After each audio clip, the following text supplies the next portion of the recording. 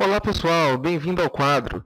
Na aula de hoje iremos estudar as transformações gasosas e iniciaremos com a chamada transformação isotérmica.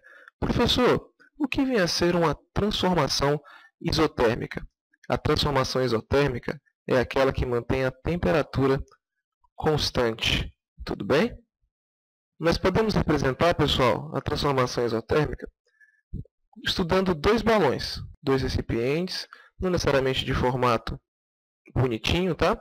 Onde nós temos um recipiente aqui 1, recipiente aqui 2, iremos escrever que a temperatura de 1 é exatamente igual à temperatura de 2. Mas existe algo muito importante também agora. Nós iremos escrever que o número de mols de 1 que está aqui, número de mols de gás de 1, e o número de mols de gás de 2, respeitam uma certa relação para que uma equação seja escrita.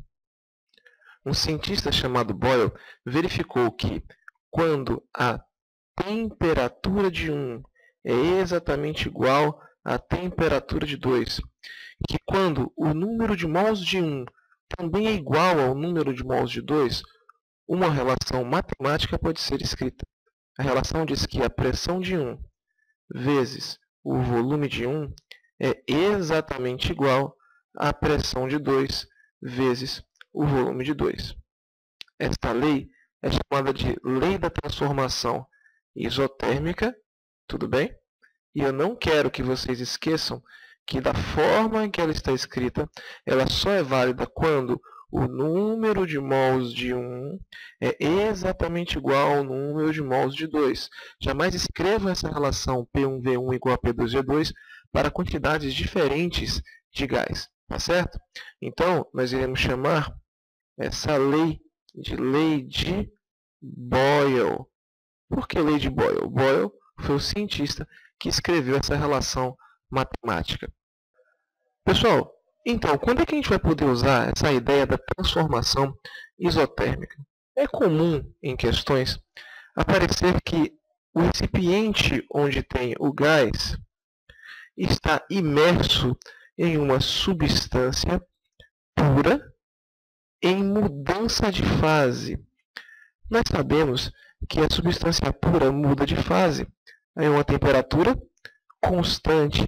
Então não se esqueçam, quando aparecer essa frase, o recipiente gasoso, as moléculas do gás estão confinadas numa região onde tem uma substância pura em mudança de fase, isso é sinônimo de transformação isotérmica.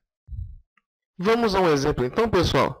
Olha só, nós temos aqui um exemplo que diz assim: um balão contendo nitrogênio foi colocado num banho de água, tudo bem? Em mudança de fase. Então, nós já sabemos que a temperatura do sistema é mantida constante. Sabendo-se que a pressão no balão é de 2 atmosferas, qual aumenta o percentual da pressão quando reduzirmos o volume a 1/3 do inicial? Visto que a temperatura é constante e não há mudança do número de mols, nós podemos escrever que P1, a pressão inicial vou chamar de PI, vezes VI, volume inicial, é igual à pressão final vezes volume final. Tudo bem? Continuando, nossa pressão inicial vale 2 atmosferas. Nosso volume inicial nós não sabemos. É igual a nossa pressão final. Vai ser importante para resolver o que queremos. Só que foi nos dito que devemos reduzir o volume a 1/3 do inicial. Então, nosso volume final é igual a 1/3 do volume inicial. Pois bem, volume de um lado, volume do outro, o que a gente pode fazer? Cortar esse volume e já conseguimos escrever que a nossa pressão final é igual a 2 vezes desse lado. Eu vou passar esse 3 para a esquerda, 2 vezes 3, o que nos dá 6 atmosferas. Aqui a gente tem que tomar um certo cuidado com essas perguntas. A pergunta não foi qual era a pressão final, e sim qual aumento percentual na pressão. Pessoal, se temos 6 atmosferas, o nosso aumento, na verdade, nosso aumento foi de 4 atmosferas, porque a pressão inicial era de 2, a final é 6, 6 menos 2 dá 4. Como foi pedido um aumento percentual, Aumentamos 4 em relação a 2, o que nos dá um aumento de 2 ou de 200%. Tome bastante cuidado com essas perguntas de qual o aumento percentual. Tudo bem? Espero que vocês tenham gostado e até a próxima.